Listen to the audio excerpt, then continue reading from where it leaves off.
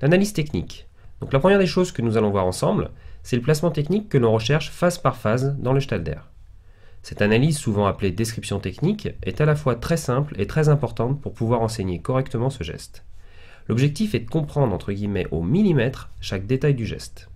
Plus la compréhension de toutes ces petites subtilités techniques sera claire pour vous, plus vos consignes, éducatives et diverses manipulations seront précises et pertinentes. À présent, nous allons regarder ensemble le Stalder. Bien évidemment, la position de départ, c'est l'ATR. Comme pour tous les éléments et tous les agrès où il y a un ATR à réaliser, on va chercher à avoir un alignement complet et tonique du corps. Les bras sont complètement tendus, les épaules en grandissement maximal, et cette notion est encore plus importante au bar asymétrique que pour n'importe quel autre agrès. La tête est dans le prolongement du buste, avec le regard sur les mains, et les oreilles cachées par les bras. Alors au niveau du buste, très souvent c'est sur ce placement spécifique que les avis divergent. Certains vont rechercher un dos plat et donc un effacement des courbures du rachis, et d'autres préféreront un respect des courbures naturelles du corps. Pour ma part, je préfère la seconde, car elle me semble plus adaptée, si je puis dire, au corps humain, puisque l'une des raisons pour lesquelles la colonne vertébrale présente des courbes, c'est pour absorber les chocs. Et avec le nombre d'impulsions et de rebonds sur les mains que les gymnastes effectuent chaque jour, il me semble que c'est préférable. Ainsi, nous allons chercher à respecter ces courbes, tout en recherchant une position maintenue. Ainsi, nous verrons une légère syphose dorsale, ce qu'on peut appeler aussi le haut du dos rond, et une légère lordose lombaire, mais avec un bassin rétroversé. Dans cet exemple, on voit que le bassin est légèrement antéversé, et ceci est dû à la compensation que la gymnaste a mis en place pour ralentir la vitesse de rotation liée au Stalder précédent. On va rechercher une position jambes tendues et serrées, avec les hanches ouvertes. Donc ce cocktail bassin rétroversé et hanches ouvertes nous permet en fait de retrouver un alignement jambes-buste. Un des indicateurs externes qui peut nous renseigner sur le bon placement du dos dans l'ATR, c'est tout simplement la couture du juste au corps. Quand celle-ci est droite, l'alignement est bon. Ensuite, la descente vers la planche. Pendant toute cette phase de mise en tension avant le renversement en position écartée, la gymnaste doit continuellement pousser la barre en maintenant les épaules au-dessus de celle-ci.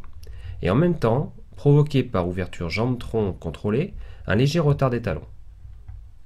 Au niveau de la planche, on retrouve donc les épaules perpendiculaires à la barre, avec le haut du dos complètement rond. La tête est légèrement en avant.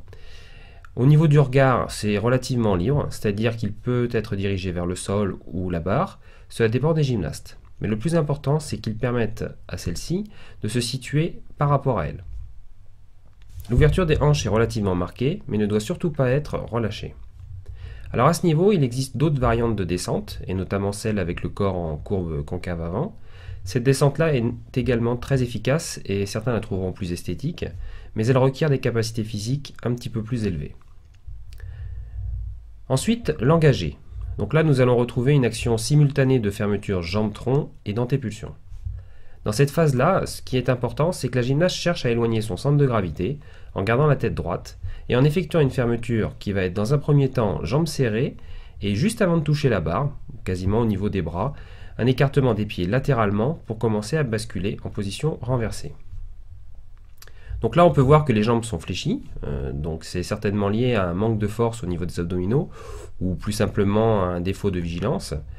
On peut voir également que les pointes de pied sont flex, ce qui veut dire que la gymnaste a certainement un petit peu peur de la barre.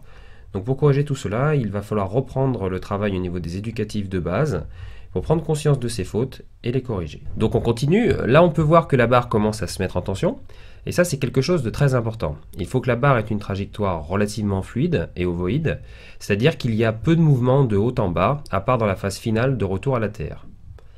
Donc là la gymnaste continue son action de fermeture, et c'est grâce à l'action simultanée des jambes droite et gauche de chaque côté du buste par contraction abdominale, que progressivement le corps vient s'établir en position de suspension renversée en écrasement facial.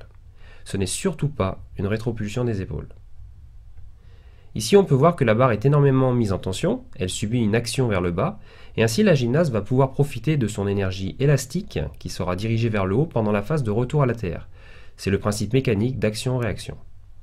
Le bassin se situe dans l'idéal au niveau des épaules, la tête rentrée et les jambes le plus possible dirigées vers le bas. La phase de remontée s'effectue par antépulsion, avec recherche de maintien du haut du dos rond, avec la tête qui va progressivement se replacer jusqu'à ce que les oreilles touchent les bras. Globalement, le regard viendra à nouveau sur la barre lorsque les bras frôleront les oreilles. Mais ce qu'il y a d'important pendant toute cette action d'épaule, c'est de maintenir l'écrasement facial jusqu'au retour de l'alignement buste-bras.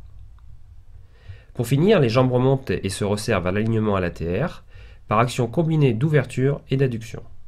Voilà pour l'analyse technique. Donc tout au long des chapitres sur les prérequis, les éducatifs, la manipulation et enfin la préparation physique, toutes ces notions seront largement exploitées et réexpliquées de façon différente, et cela devrait vous permettre de vous faire une idée beaucoup plus précise du Stalder.